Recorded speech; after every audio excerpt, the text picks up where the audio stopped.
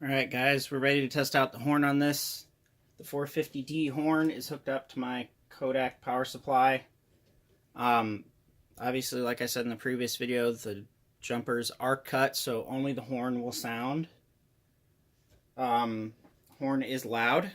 Turn your volume down. I'll give you about 10 seconds to do that. I'd recommend probably about 25% volume or less.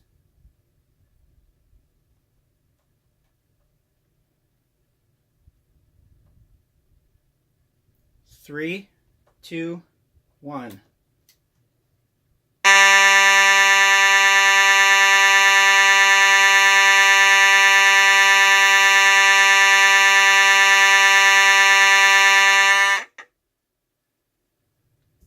Next up will be a test of the strobe.